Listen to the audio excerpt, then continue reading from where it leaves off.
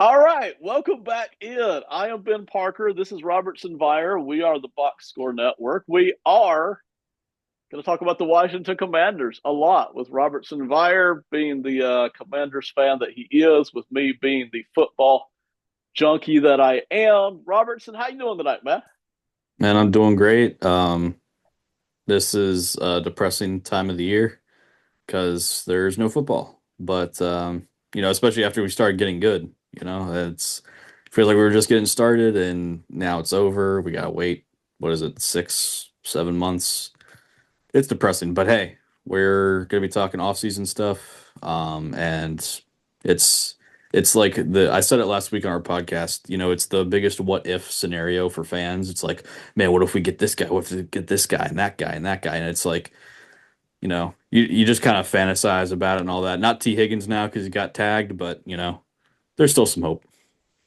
There's always hope. And look, the year 2000, when I was still in college, I missed football so much during the off season that I just started diving into all the off season stuff. So the contracts, the draft, the free agency, the analysis of the current players, trying to figure out, did your roster actually get better by the time you subtracted out some guys and added in others, and maybe some position groups got better while others got worse. I love it. I eat it up. I'd rather be watching games, but there aren't games on other than what I'm doing tape work for the draft for. So we are here. Welcome to all of you in tonight who are Commanders fans, or if you're not, you just wanted to kind of take a look and see what we're talking about. We are going to talk about tonight the free agents for the Commanders. That is the guys that are scheduled to be free agents this year. And we'll start with some of the bigger names that we think should be kind of kept or offered. And then we may or may not get to everybody on the list tonight, but we'll hit a bunch of these guys over here on the right hand side of the screen. We'll talk about a bunch of them tonight. And then we'll also get down here to extensions for McLaren or Allen or not. Okay, so that's where all we're going. We got a lot to get to. Robertson, let's just start over here, man. Okay, let's get in with Bobby Wagner. This is not in order, any particular order, man. This is just where we're going to start at here. So, talk me through this little Bobby Wagner thing here and what the money might look like. Yeah, so basically I got four tiers essentially. High priority in terms of re-signing these guys. High priority, medium priority, low priority. As in, I don't really care if they bring them back or not, or just let them walk. Like, as in, I don't want them back, or if they bring them back, it better just be for a camp body, and they couldn't find literally anybody else. So high priority to me, top priority, in terms of re-signing our own free agents is Bobby Wagner. You don't have another option right now. There's no other option available, unless you at pick 29 you go inside linebacker and he better be darn good. Um, Look, there's going to be the fans out there that's like, oh, he's too old, and they're going to have their reasons, so he's going to decline. You don't want to sign him to a long-term deal. I I'm here. I gave him a 3-year deal, around market value. I feel like that's fair. I'm guaranteed a year and a half of that. At 12 million. I mean, I don't feel like that's a bad deal, and you can get rid of him. I mean, people forget London Fletcher. If you're not an old fan, but an older fan, I guess. Um, we signed him at Bobby Wagner's age right now, and he played for us for years at a high level. Okay, is that going to happen with Wagner? I don't know, but he was an All-Pro last year. So the people that say, "Oh, he's too old, too slow," I mean, he wasn't that old and that slow to get an All-Pro selection. So I think he's top priority for me. Um, to me, it's a no-brainer to bring him back. I like Wagner. I'm okay with this number. If we can get him for less, listen, I'll probably start with a lower number, okay, and not the insult him, but Right, I'll probably start with right. something lower. And I'm more than happy to work my way up to this number here. I'm fine with it, especially if we can get here the 12 mil guaranteed, which I think he should accept considering his age. Now, having said that, I love Wagner, man. I love, love, love, love Wagner. He has slowed down. There's no question about it. You could see it at different times, and you can see it. You could see it even during the Eagles game, right? Going sideline to sideline. He just can't quite get out there all the way fast enough. But I love Wagner, man. You talk about a guy who's still he's in shape. He's intelligent, football IQ beyond belief. You talk about a leadership guy. You talk about a locker room guy. You talk about a hard hitting guy. You talk about a guy who knows how to stuff the holes. I mean, just all of it. I love Wagner. I want to keep him here. I mentioned it last week for as long as we can as a player and then start working him in as a coach. That's what he wants to do. So I like that. And again, that's not 22 and a half per year. That's 22 and a half total, which would work out somewhere at around 7 a year, give or take a little bit. And we're going to negotiate that. That may not even be the first offer. Okay. Robertson, are you still with us, my man? Yes, sir. All right. You want to talk Zach Ertz? Let's talk Zach Ertz, deep throat. Yeah, I mean, to me, you bring him back. I know people say old, slow. Well, he was incredibly productive. Um, I think that you bring him back on basically the same deal you signed him to last year. You make it very heavily incentive laden, and you make it a cheap 1 year deal, and you keep doing this until he retires, essentially, or if you find something better. To me, again, no brainer. Jaden loves him. Very productive last year, even given his age. No injuries last year. If there was one, I don't recall. And it didn't impact him long term. So I'm fine with another 1 year low, like low number, but very potential to be, I don't know, about 5 or 6 with incentives. There's no reason not to do this. I'm a little bit less incentives and a little bit higher on just the cap at 1 year 5. There's no reason not to do this. Um, can you upgrade at tight end? Yes. Could you upgrade at tight end in this year's draft? Maybe again, yes. But you have so many needs here on this team. You're not going to be able to cover them all in one off season. There is no reason not to bring back Zach Ertz at this price tag. There's nothing to lose here, man. I mean, just nothing. So bring him back. Let's assume he's the starter. If you do end up getting a tight end you like in the draft this year, he can fight Zach Ertz for playing time. I don't care who wins that battle. But I've got better depth if I've got somebody, say, maybe a Mason Taylor coming out of LSU or the Miami tight end or even Coastal Loveland coming out of Michigan, depending on what falls to me in the draft. I'm more than happy to do that. There are tight ends in this year's draft that I like. I can add that to Ertz. There's no reason to only have the young draft pick or to only have Ertz. I can do both very much like this. Let's move to something here, maybe a little bit more controversial. And I've actually changed my take on it just a little bit from what I said with you 2 or 3 weeks ago. Talk to me about Jeremy Chin. Yeah, to me, again, you're not looking to create more holes on your roster. You're looking to fill them. Jeremy Chin played very well. He was not perfect, but no one on the defense was. Bobby Wagner was your best, but to me, Jeremy Chin had some very impactful plays. He impacted several games.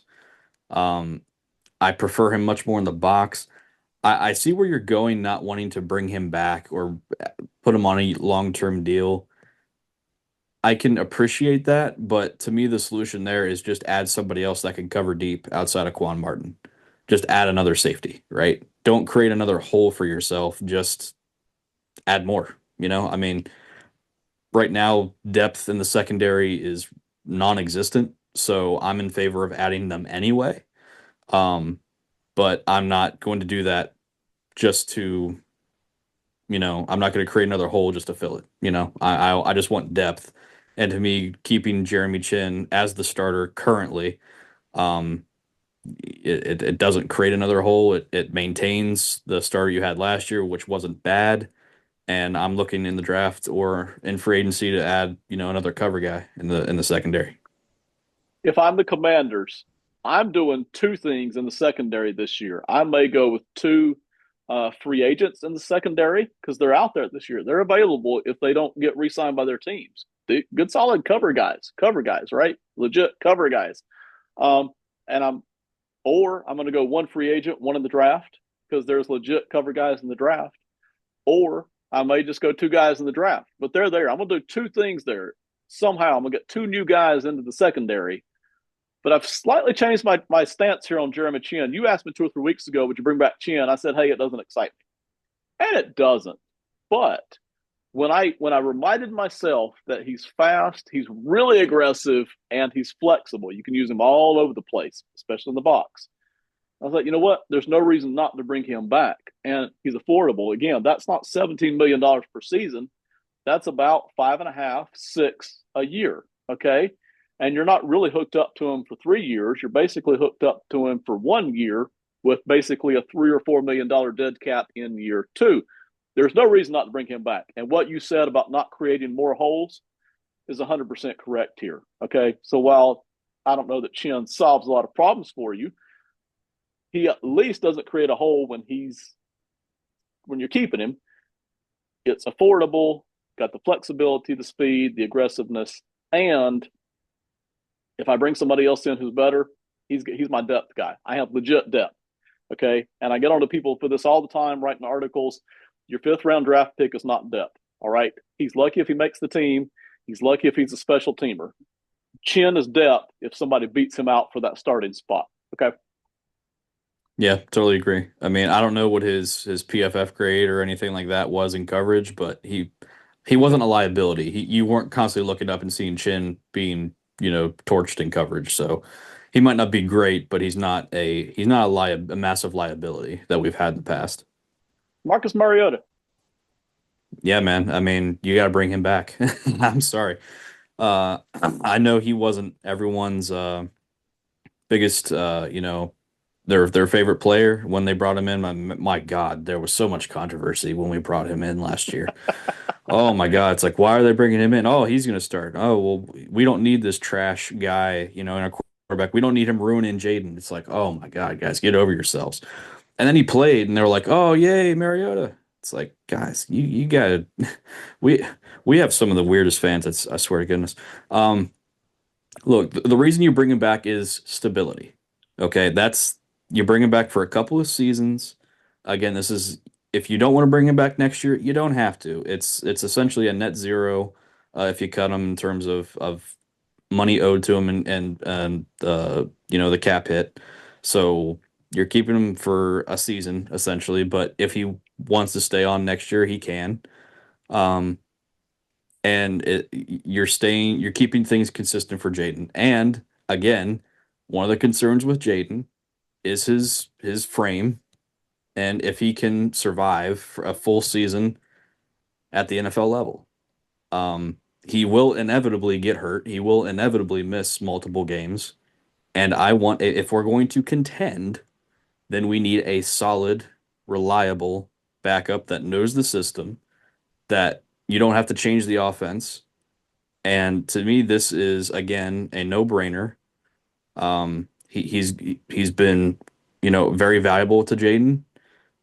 He's been very valuable to us as a team. He came in against the Panthers, beat the crap out of them. Came in against the Cowboys, sealed the deal, got us where we were. And to me, again, this is a no-brainer. It's continuity. It's good for Jaden. It's very, very good insurance for not a high number. You're coming in at 2 years, 13 mil, 10 guaranteed. I'm at 2 years, $10 million. Negligible difference here. Look, Mariota's not great. I get that from a talent perspective, right? He's not. But, you know, I'm fine with bringing him back. If I were cash strapped and really looking for ways to save money, I would consider letting him go and having a young guy as my backup who's even cheaper. But we're not cash strapped. We got money. Okay, look at this.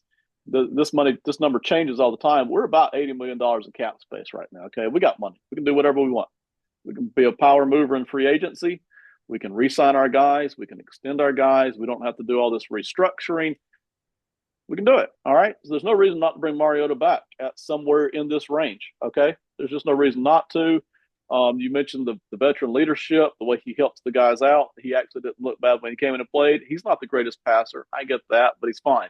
You know, would you rather spend more on a Jacoby Brissett or another, backup quarterback? I don't really want to invest more in the backup quarterback spot. The only thing I will say is right down here, round number 5, okay? Not the first 3 rounds, round number 5. I'm going to be looking at quarterbacks. And if there's a young guy, which, there's several guys this year who have decent arms and decent mobility, I'm going to bring in a guy somewhere in the fifth round if I like him, if it's a guy I like, and he'll be a part of the roster just trying to compete for a spot. But other than that, there's no reason not to bring back Mariota. All right, let's talk about Cornelius Lucas, man. Yeah, again, you're not trying to create more holes here. You need depth at tackle. Uh, Preferably you need another starter at tackle. But again, you're not trying to create more problems for yourself. He's not going to be an expensive guy to bring back. Uh, you'd like to keep him as your swing tackle. You don't really want him starting, but he can step in and start. So here's the issue with the offensive line. Okay. Are you sold on Brandon Coleman being your left tackle? If not, then you need to kick him into guard, and now you have a hole at left tackle. Okay. Bringing back Lucas, at least as a backup, solves that. He can, like I said, he can step in and start if need be. You don't want him long term, though. Um, on the other side, you have Wiley, not a fan of personally at tackle. I would kick him into guard. Me and you have been saying this for years. We would kick him into Yep. guard. And again, that's creating another hole. But again, having Lucas there, just it provides you with some stability again. And it's not creating, oh, well, you have to go find two tackles, right? You need to find at least one this offseason, at least one. Preferably two, because I don't want to rely on just one solid tackle as a backup. I'd rather have at least two solid-ish tackles to bring in, because depth is important, and that's something we don't have. So again, to me, this is I wouldn't say a no-brainer, but I need to bring this guy in. If not, I need to bring in someone comparable or better to replace him, and he's just gonna be more expensive. So why not just bring Lucas back? For me, Lucas, just as your swing tackle at 2 years, 3 million a year. Again, that's not six a year; it's three a year. There's no reason not to do this. All right, cheap, inexpensive. He's been there. He can swing to either tackle spot as your backup. Be your starter for a little while if you need him to. I would love somewhere in the first, second round for the Commanders to be able to pick up a tackle. There are some decent tackles prospects available, but you're going to have to develop them, right? And we'll see about that. There's a lot of guys available in this year's draft who are tackles in college who look like they're kick-ins to guard. So you could upgrade at guard at least, and then kind of keep helping out at tackle. There's all kinds of different ways to do it, but keeping Lucas just provides your depth. There's no reason not to do that. All right, let's talk about the punter, man. The punter, man. Look, I I don't have any interest in bringing in a fifth, sixth, seventh round punter. I just don't. You have the money, you can spend the money. Just just lock him up, dude. I mean, Tressway has been one of the best punters in the NFL he's been a top five, at least top 10, if not top five punter in the NFL since he started in the league. I'm not going to all of a sudden create a punting problem or a holder problem. Um, and he's been a great leader. He's been a great locker room guy. He's been through hell and back with this team. He loves this team. He's not an ego guy. I mean, obviously, punters aren't really going to be ego guys, but you know what I mean. Why mess around with this? Just get it done. Again, if we were cash strapped, I'd be like, okay, maybe we need to at least bring in draft somebody, and then we can cut them if we don't need them. But just get it done. I mean, he's 33, 34 years old. Just have him. I just want him to retire here with us, and again, is it a little bit for a punter? Yeah, it's a little pricey, but I know what I'm getting, and I really don't want to mess around with it just to save a couple dollars. My take is, and I'm going to resign Tressway for this money. I'll even negotiate a little bit if I need to. Even if I were cash strapped, I would resign Tressway. I'd find it ain't going to cost much. I'd find whatever reason if I had to restructure, I'd restructure to get Tressway to stay. I mean, that's I don't like you said, not creating holes here. Keep that guy. So wide receiver Noah Brown. The money's tiny, but let's talk about him as a wide receiver here.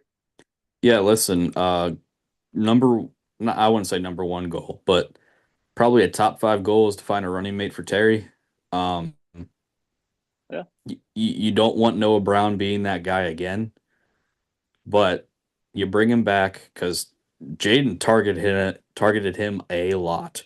I mean, it was almost as if the offense was running through him some games, which not ideal, but whatever Jaden was comfortable with, hey, we'll go with, you do anything to make your rookie quarterback comfortable. You brought him in, what was it, week one, week two, you brought him in because you just needed a receiver.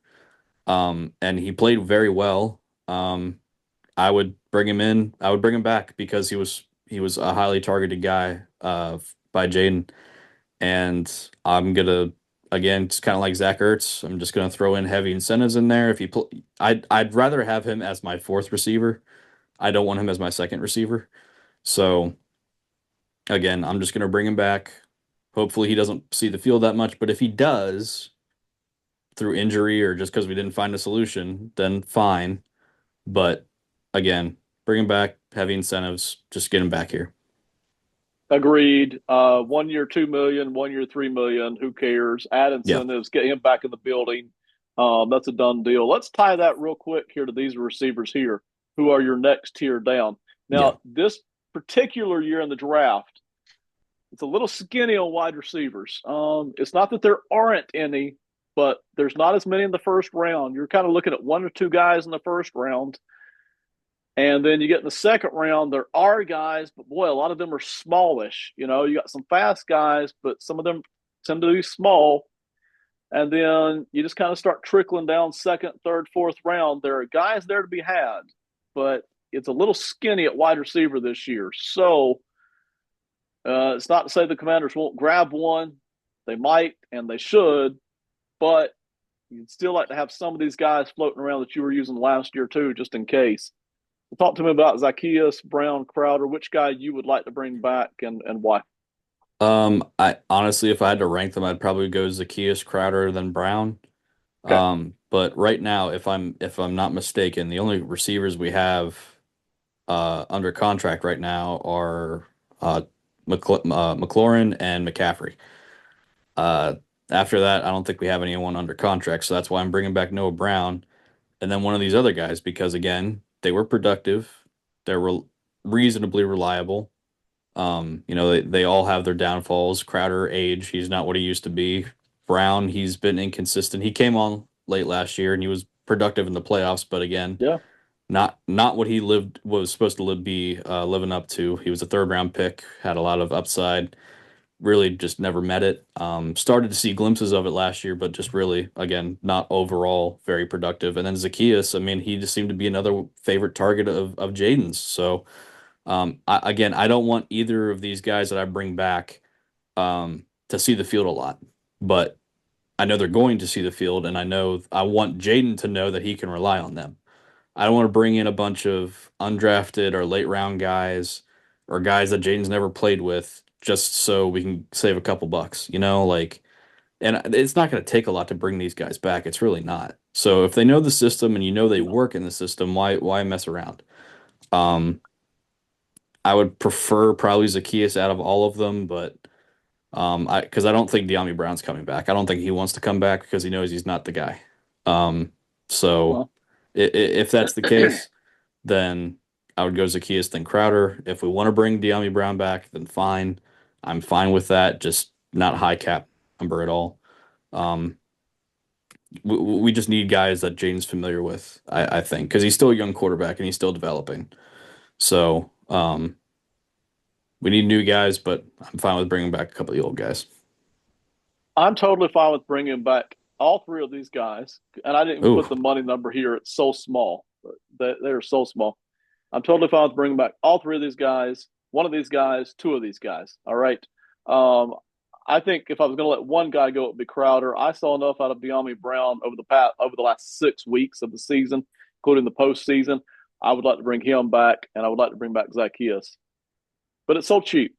I mean, why start all over with a brand new receiving core unless it's an upgrade? And I already mentioned this year's wide receiver free agent group and this year's draft group is not the greatest as some years. Okay, it's down on both fronts for that. So you may not necessarily be able to give a true talent infusion here at wide receiver unless you really make a point of it, and maybe they do. I will say I mentioned the tight ends. Pretty good year for tight ends. So even though you keep Zach Ertz and you keep one or two of these guys, again, it's all cheap. It's cheap, man. These are dimes on the dollar. Okay, these are cheap options. If you could add one of the tight ends in this year's draft, that might be your best route to actually improving the pass receiving core. In all honesty, Yeah. let's bounce back over here. Noah I will not try to pronounce his name. I'm so sorry, Yep. Commanders fans. Yep. Noah Talk to me about him. We know him as Noah I. It's Igbenogany. It's Igbenogany. I've heard multiple different pronunciations. They're all right. They're all wrong. Who knows? Again, I don't want him seeing the field a ton. Now, he played well at times last year. Um, Obviously in the NFL, you're going to get picked on. He was drafted as he was a first round pick. He was drafted as an outside corner. I think he found his niche kind of in the slot. But again, he's not the most, he's got talent, but he's not the best cover guy. And I felt like he was picked on the most, of the guy other than St. Juice last year, which we'll get to him in here and if hopefully never. Uh, but it felt like quarterbacks picked on him at times. And I want to bring him back. I want him as depth, for the slot because I want to find a slot solution, whether that's Sanders still or another guy. But I want him as a backup. I don't want to create another hole. I know he works, that we can work with him, that he can be effective. Um, but again, I just don't want him really starting that much. So bringing him back, it's a depth move, and it's not creating another hole. Agreed. It's a great depth move. I would much rather have a cheap veteran sitting back there as my backup than to be counting on my fifth and sixth round draft picks. All right. No question. Undeniably, every single time. I'll draft the fifth and sixth round guys and have them compete, for whatever job they can get. But man, I love staying in front of the depth thing here because the injuries are coming. At some point, you'd like to have an experienced guy sitting in there, even if the talent level just isn't fantastic. All right. I think you and I are going to come out slightly different on Dante Fowler, not a Yeah. lot. We'll get to special teamer Nick Ballore here in a second and Trent Scott. But let's talk about Dante Fowler. Yeah. So for me, you look at his career, um, and he just has not been consistent in any way. No. He's a talented pass rusher. He's not a consistent pass rusher. He had, I believe, 10 and a half sacks with us this season. I am not anticipating a repeat performance. I'm sorry, I'm just not. And you look at I don't want to know about the sacks that he got necessarily, but our pass rush seemed to be pretty decent at times, but with unspectacular people. And I'm like, why is that? Well, it's because we didn't face many good quarterbacks this season. We really didn't. If you look down the stretch, we played, what was it? Cooper Rush. We played Kenny Pickett. We played Jake Haener and Spencer Rattler. We played Will Levis. We played Andy Dalton and Bryce Young. Daniel Jones twice. I could go on, like we just haven't played spectacular quarterbacks this past season. And I feel like the pass rush that we did have, that was a factor in that we didn't have guys that got the ball out quick. We didn't have guys that felt pressure very well. So I'm not at all expecting a repeat performance from Dante Fowler because we're going to face better competition this year. We're going to face better offensive lines this year. I'm not going to spend a lot of money or, I want to upgrade this position. Edge is, again, one of my top priorities this offseason. And if the best I can do is Dante Fowler, then I've got problems. Um, so if we want to bring him back as strictly a third down pass rusher, fine, because in the NFC Championship game, they were like, yeah, you're not playing because your run defense sucks that bad. Um, then that's fine, right? Again, probably incentive laden contract, you know, but I'm not going to get in a bidding war with anybody. And if he finds a multi-year deal with guaranteed money somewhere else, more power to you. Go get it. If he wants to come back and we want to bring him back as a situational pass rusher, great. If not, bye. I want Fowler to come back. Situational pass rusher, yes. Cheap, yes. If I catch him at 1 year, $5 to $6 million, I'm going to offer him right away because I do want him back. And then experience, yes. Hits all those boxes. But whether I'll make that offer right away. Like you said, I will not keep bidding for him. He gets a better deal elsewhere. Oh well. Um, Edge, whether he comes back or not, needs to be upgraded. We all know that. This looks like a pretty good draft year for it. I mean, it really does. Again, not necessarily guaranteed sack masters here. Don't expect that, but good guys on the edge who either are quick off the edge, there are those kind of guys, or you have guys who are just good defensive ends who play good, well rounded football, and you can move them around. They're flexible. They come from really tough conferences and good schools, and the tape looks good. I mean, a lot of good players here at Edge this year. So it's a good year for it in the draft. So Fowler or not, I'm looking to see what I can do. In my ideal dream world, Commanders trade inexpensively all the way up and get Abdul Carter, and they have their edger for the next 10 years. They won't do that, but that's okay. There are edgers all up and down this draft board. If you want a really fast guy, goodness gracious, Pierce from Tennessee is just incredibly super fast, but really fast. Doesn't have a great arsenal in terms of moves, but unbelievably fast off the edge. But again, there's all kinds of guys up and down the first and second round who would upgrade edge for the Commanders if they want to go that way in the draft at pick 29, pick 61, possibly even pick 79 is how deep defensive line goes this year. So it's a good year. I'll bring back Fowler.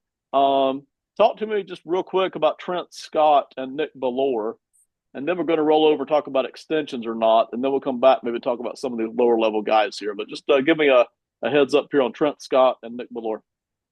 Again, guys that, they just worked last year and um, I'm not going to create more holes. Trent Scott, he can play inside, he can play outside. He was our swing tackle this past year. Did a decent job, caught, Jane Daniels' first touchdown pass, which is, going to be a great trivia question down the line. Um, and Belor, I mean, he's a special teams ace. Why, I'm bringing these guys back on vet minimums again. I'm not trying to create holes. I'm trying to keep what we have and add these guys as depth. Belor, obviously, you don't really want on the field, but he's a special teams ace. I'm fine with that. Our special teams was very good last year. I'm not trying to change that up. So, again, to me, if they get deals elsewhere and larger deals than more than I'm willing to pay, fine. These aren't going to be the first guys that I call up, but they're going to be like, okay, let's get this guy back in here. We kind of want him in here. And again, to me, no brainer situations here. They're just not going to be the top of my list of guys to bring back because I can find comparable guys.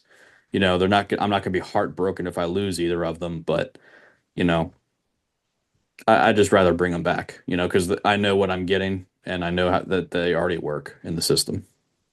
Totally agree, 100%. Scott, Bellore, both. And listen, this is where fans, I think, do have a great advantage when talking about their own team versus the national media. Looking at these teams from an overview, fans know who's getting the job done on special teams, who's getting the job done when it comes swing tackle time or backup tackle time, or man, we're so glad we had that guy for one game this year. It's about all he played, but boy, we needed him. Helped out. This is where it comes in handy, Valor and Scott. You're building a football team, right? We all want the big moves. They're important. Want the big draft picks. They're important. That really sets the table for everything else. The Jaden Daniels move sets the table for everything else. But you still have to build a team. Everything matters. You're looking to increase in the margins here. Valor, Scott, let's keep them. Okay. We got other guys here. We'll come back to this group here in a minute, but I want to talk about we'll talk about some of these extensions or not here. Okay, so let's talk about McLaren. McLaurin, and let's talk about Jonathan Allen. Let's do McLaurin first. Walk me through what he might be looking at here, what you're looking at here on the money side of things. Yeah, so to me, there's two strategies to this, and me and you kind of talked about this roughly. I'll speak on it briefly. You either try to get it done before the Heat T Higgins deal, so which is in the next couple of weeks. You try to get that done. And then that way, if you push any money to this year, you kind of know what you're working with in free agency. You know how much you have. Or I think you right now, if you sign him now, it's going to be a little bit cheaper. Or you wait until around, July, August when, before camp, when a lot of these deals tend to get done with these larger extensions. And you might pay a little bit more annual average, but I would push everything, all the remaining money I have, as long as I have a little cushion for any, middle of the season acquisitions. I'll push all the money that I possibly can into this year, in terms of guarantees or anything of that. No, that way you can lower the number throughout the contract. So I got 5 year, $140 million, 115 guaranteed. That puts you at about 28, actually exactly 28 million annual average. That's if you get it done now. If you get it done in August, you're going to be, see, to me, this is going to be a debate. I think McLaurin is hands down better than T. Higgins. Um, that's just my opinion on it. I think if T. Higgins signs for 30 million, that Terry McLaurin's number just went up at least by 2 or 3 million a season. So be that, yeah, we can discuss that if you want, but to me, I want Terry to retire here in Washington, and this is just the next step towards that goal. I don't know that he's going to hold out for the season, but he's getting to this is going to be his age 30 season, and if you hand a 30-year-old that's doesn't have many years left of elite play, 115 million guaranteed, I think they're going to take it. I love Terry McLaurin. I want him here with the Commanders. I want him to retire with the Commanders. I'm going to come in with a lower offer probably than what you're talking about here. I'm going to come in more like 4 years, $125 million total. That's what a little around 31 a year, something like that. I want the guaranteed money lower. I am concerned about 3 years from now. What's the fall off? No way to know. Some of these guys look great at year 10, and by year of 12, they're absolutely done. There's no way to know. But there's no question I want him, and I want him at that kind of a price. 4 year, 125, $90 million. Basically, I'm guaranteeing 3 years, and I don't want to guarantee the fourth year. So that's where I'm at. I would love to just get this deal done. I'm in a suit the very first chance we get before the draft, long before the draft. Let's just get it done. Let's get it knocked out. He'll be happy. I'll be happy. Always the sticking point is possible. His agent may not be happy, right? If his agent is eyeballing bigger money, and if his agent is also wanting to go and tell his other players that he represents, hey, look what I did for McLaurin. I got him top dollar. Okay. Then his agent may not be willing to sign a deal right now, even a deal that McLaurin would be happy with. All right. That happens a lot. It happens a lot in this industry, and that's okay. I don't mind that. So if I can't get McLaurin at the number I want right now, then we'll just wait till August and we'll negotiate it then, and hopefully we can settle it then. I am willing to go up higher on number per year. So I'm willing to push on up from, say, 30, 31 to 32 or 33. I don't mind doing that if I need to. What I really do not want to do, I do not want to go past that 90 guaranteed. I don't want to guarantee any more than 3 years. I even think I'm being generous doing that, honestly. I'd rather just guarantee 2.5, but I don't think I can get by with it. So 3 years guaranteed money, none after that. That's where I'm at. So, uh, we'll see what happens with McLaurin. Any more thoughts on McLaurin here before we hit John Allen? Well, to me, it's how many elite years because he's at the top of his game right now. How Yeah. many years do you think, if you're the GM, do you think he has left? Because to me, it's between barring injuries, because injuries derail most careers, right? To me, he's got between 3 and 4 years left of this type of play where, he's the main guy. He's going to lose a step in the next few years. It's just, again, age. He's not going to be a 4-3 guy at 34, 35 years old. He's just not. Um, so he's going to take a step back at some point, but how many elite years do you think he has left? I think he's got two or three. But here's the tricky part, okay? He was 24 when he came into the league, right? Yep. So even though he's only played, what is that, 6 seasons I'm looking at? Six Yeah. So, years, yeah. he's already sitting here at 30, pushing 30. Now, most guys, it's earlier. So most guys, they have a drop off right around year 9, age 30 to 31. That's the drop off. But with McLaurin, you're at 6 years and 29. So Yeah. I think it's 2 or 3 years he's got. But when you consider the fact that he's only played 6 seasons so far, it can lead you to believe possibly, hey, it could be 3 or 4 years, right?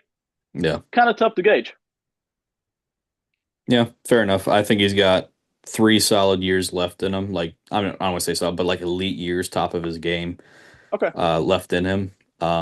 Again, that's barring injuries because, again, injuries derail things. So, that's why I'm comfortable in the extension I have. It's really a 3-year deal with some money on the back end that you can restructure and, extend later on if you want to, or you can just cut them, for not much guaranteed left. But we're kind of in the same thought process, just different numbers. It's a great conversation. It's one that will go on for weeks, I'm sure. Hopefully not all summer, but maybe all summer. A lot of them do. That's standard operating procedure in the NFL. A lot of times, Yeah. unfortunately. Um, Everybody loves McLaurin. I don't think there's any question we all want him back. It's just a question of because listen, if you hear your local talk show host saying, "Hey, just find the money, just pay the guy, get the deal done," bull crap. All right, you have to Yeah. negotiate. All right, you draw a Yeah. line somewhere. Okay, and we can all discuss where the line is, but you have to negotiate, and sometimes that drags on for weeks until somebody gives in a lot or both sides just kind of settle where they were going to settle in the first place. We'll see. Everybody wants him back. We'll find out what the number is. Let's move on here to defensive tackle John Allen. He's got 1 year left. Talk to me about him. Yeah. No guaranteed money left on his deal. Coming off torn pec, somehow came back uh, towards the end of the season, which hats off to him for doing that. But I'm going to be honest with you. I don't know that I try to extend him. Um, here's you brought this up when we extended both John Allen and Daron Payne back-to-back years. You said that that's dumb. That's dumb. I did. Roster building, and you didn't think it was responsible tying up that much money into one position. It took me a couple years, but I'm tending to agree with you. Um, because initially I was like, yeah, you got to bring both these guys back, but between Payne and Allen, they've Allen's been more consistent, but he never reached his what his ceiling was supposed to be, which was just this constant disruptor in the backfield. And he was essentially what Jalen Carter was supposed to be, and he's nowhere. Even at the height of his career, he was nowhere near that. Unfortunately, um, honestly, I if I were to offer him an extension right now, and we talked about this, before we started recording, it would be a pay cut. I'm not offering him Right. 20. He's getting 22 now. I wouldn't offer him 22 now. I would at most maybe 18, maybe. Not much guaranteed money because he hasn't been injured consistently, but enough, and he's getting up there in age. I'm not making an effort really to if he wants to an extension because he wants some guaranteed money at his age, which don't blame him for, don't fault him for. He's not really Correct. going to like the offer. And it's not going to be, it'll be like a year, maybe 2 years guaranteed money, but not much after that, if at all. Um, I'm honestly looking to just throw him into a trade package for somebody better, like a Miles Garrett, a Trey Hendrickson, a Max Crosby. Um, That, or I'm just letting this year ride out. And if he puts up 8.5, 9 sacks, then I'll pay the premium next year, right? If I want to. I just don't really want to re-sign him right now. That's just reality situation. I want him back this year. So if it takes, if he's willing to take a pay cut to get a deal done this year for some guaranteed money, I'm fine with that. But it's gonna have to be at a reduced cap number, and it's not gonna be for very long. It'll be probably a 2 year extension, and that's it. I'm in roughly the same boat.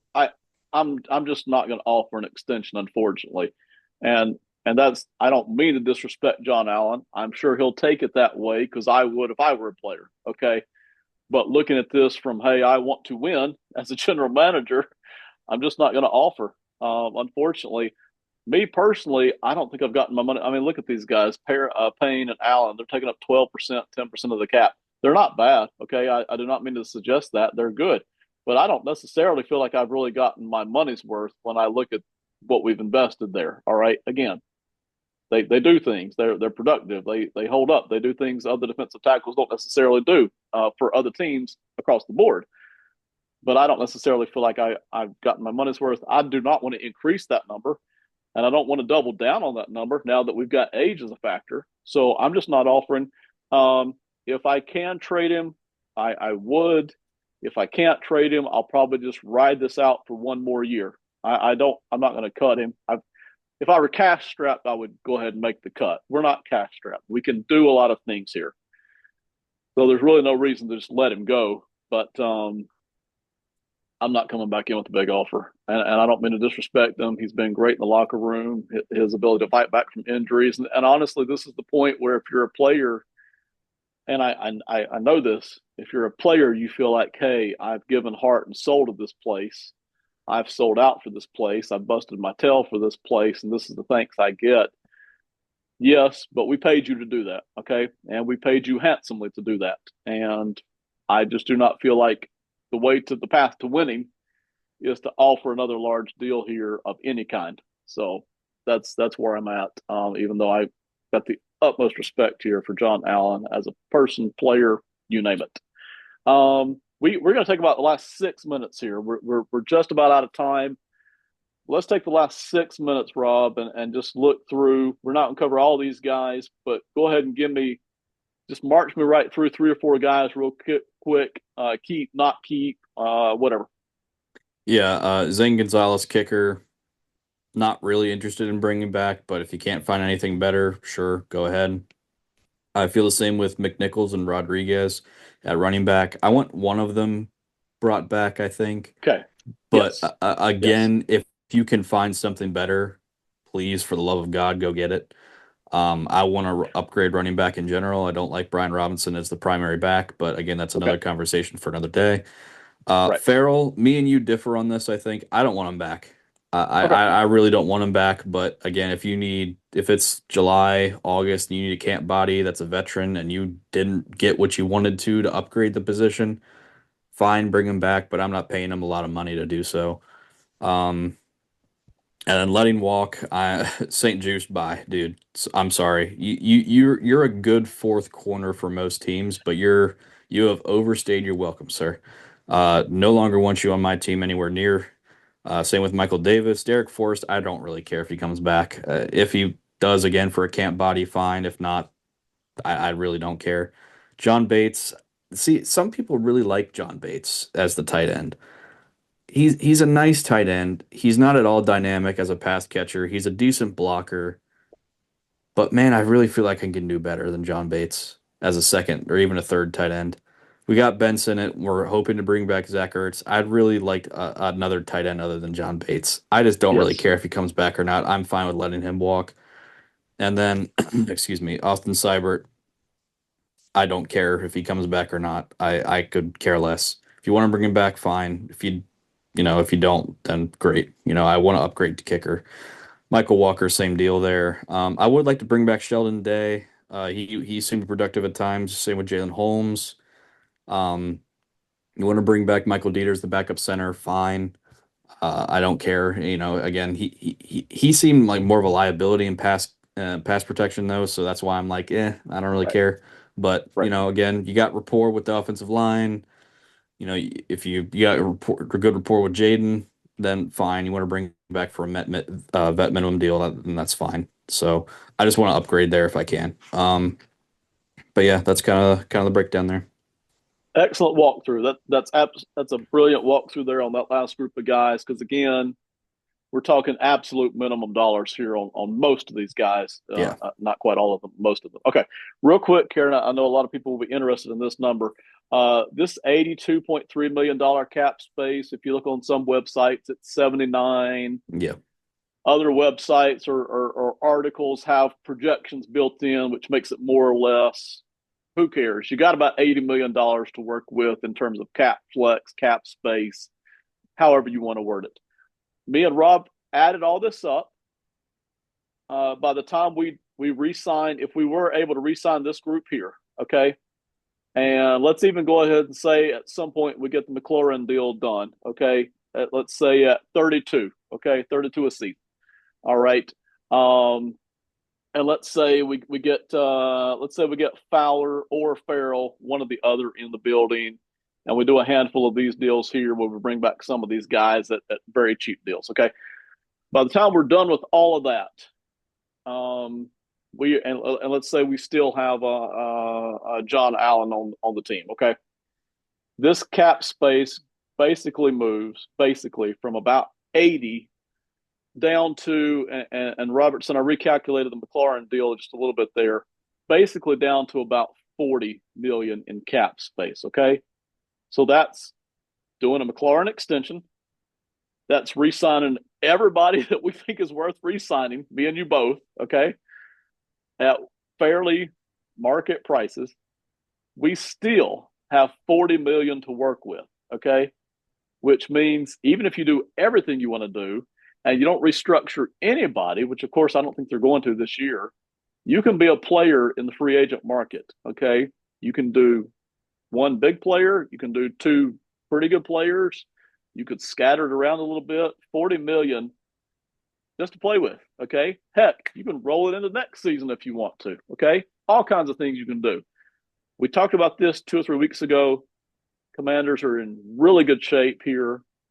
They can do anything they want to do. There are some teams that can do part of what they want to do. The Commanders can do anything they want to do in terms of space. The one thing they can't do is upgrade all the positions. All right. There just aren't enough draft picks and enough good free agents to be able to upgrade everywhere.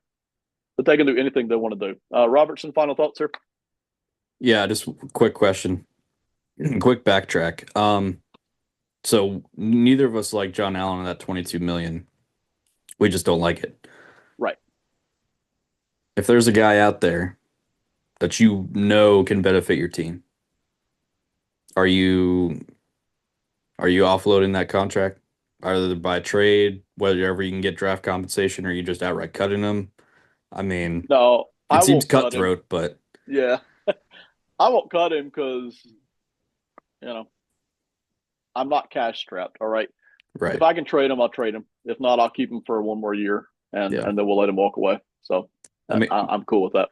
the good part is there's not very many high-priced free agents out there, but if the difference is signing a guy like Ronnie Stanley, for example, or keeping John Yeah.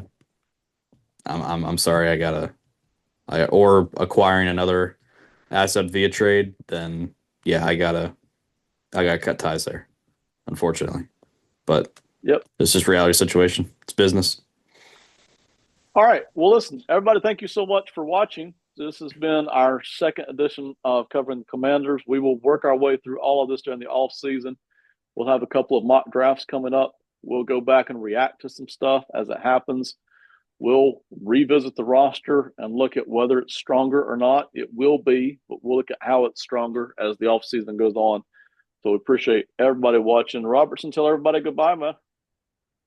See y'all. Make sure you're subscribed to the YouTube channel, like, comment, subscribe, the whole deal. But thank you all for listening. We'll see you guys again in 2 weeks with another episode of Commander's offseason stuff. And I just realized, my apologies. No wonder you said that earlier. I was like, what is Ben talking about? My camera's been off the entire episode. Um, Did not realize that. I'm like fixing my camera, everything, like every couple minutes, like because I can't see with the screen being shared. So I apologize for that one. But Hey, I look, mean, I, I thought maybe you got tired of wearing clothes or something. You were just done no, for the day, no. right? I was like, man, that was a strange comment from Ben, but hey, whatever. I had no idea that I was not on camera, so my apologies there on that one. But I just saved your guys' eyes for about 45 minutes, so you're welcome. All we need is your golden voice, Robertson. That's Oh it, yeah, man. it's golden. Yeah. Yeah. More like nails on chalkboard, but hey. All right, everybody. Thank y'all so much for watching. We'll be back with more content in a couple of weeks. Here, have a great one. Goodbye.